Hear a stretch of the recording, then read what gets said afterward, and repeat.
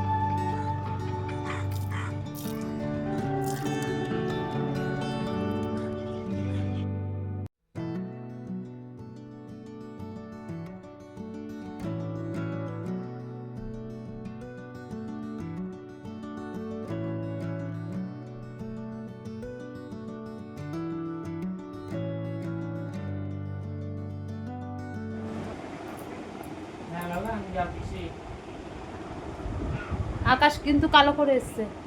হ্যাঁ হ্যাঁ ঠিক আছে।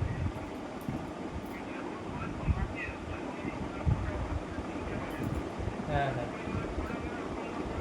হ্যাঁ হ্যাঁ হ্যাঁ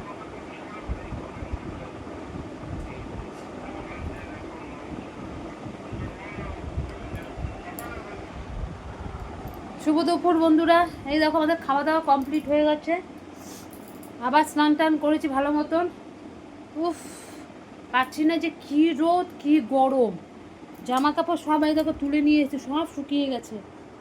এই যে সব শুকিয়ে গেছে, কাঁচা কুচি সব হয়ে গেছে, সব তুলে নিয়ে চলে এসেছি। আর যেগুলো যেগুলো একটু একটু ভিজে সেগুলো সব সিঁড়ির ঘরে রেখে দিয়ে এসেছি। পাচ্ছি না, এখন কটা বাজে? পুরো 3টে বাজে। একটু বাদে আবার বেরোবো ছেলেকে নিয়ে, ছেলে পড়তে যাবে বললো। আজ বারণ করেছিলাম যে বাবা যাস না, আবার বৃষ্টি বৃষ্টির টাইপের একটু আসছে, মেঘলা করে ফেলেছে। ও ও কামাই করতেই চায় না পড়া একদম। বলে না মা চলো, দেখি এখন বৃষ্টি যদি পড়ে তাহলে যাবো না, না পড়লে যাবো। উফ, গরমে আমাদের শেষ করে দিচ্ছে আমাকে।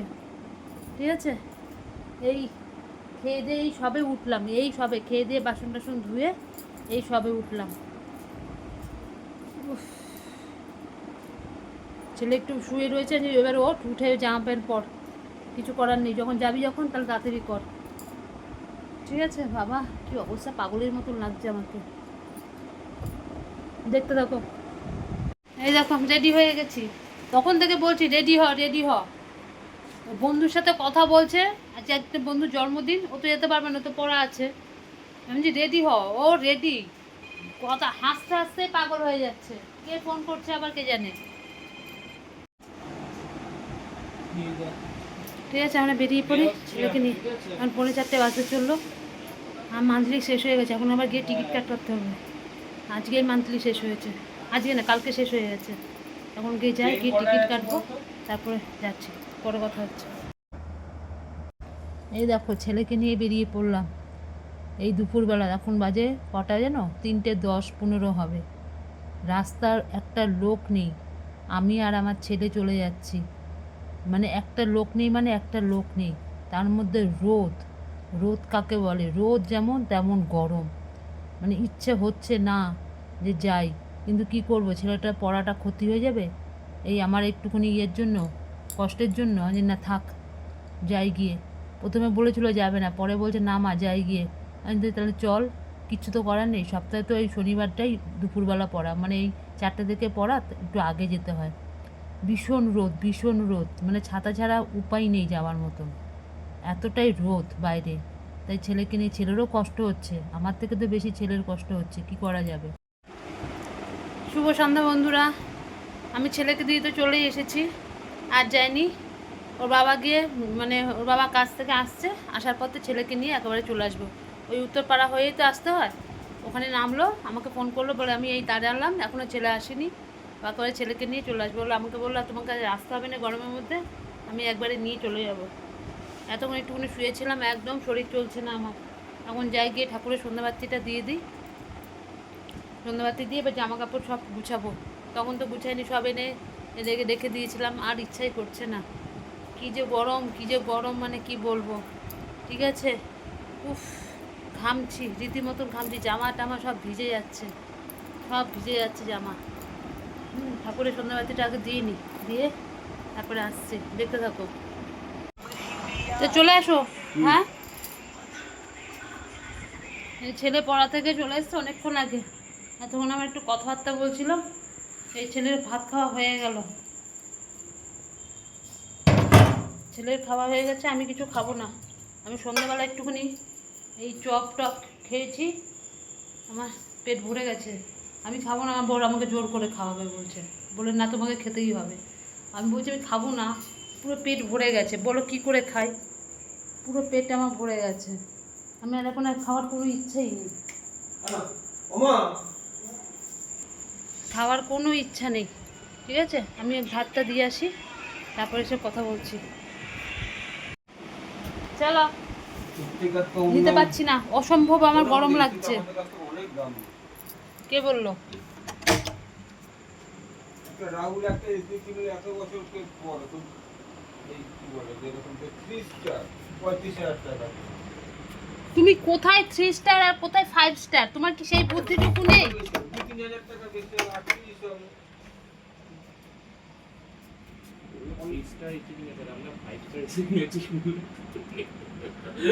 আমার বাড়িতে মাটির কুজো চালিয়েছো? নিতে পারি। আজকে জানি আমার অসহ্য গরমটা লাগছে, আমি জানি না কেন, কে জানে। উফ, দেখো ঘেমে একাকার হয়ে গেছি। বাবা চালাও চালাও।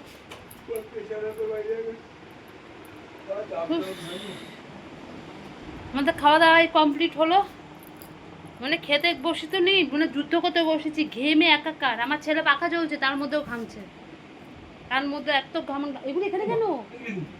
ও ওগুলো ওখানে রাখবে, ঠিক আছে। দাঁড়াও, এই তো সবই চালানো হলো।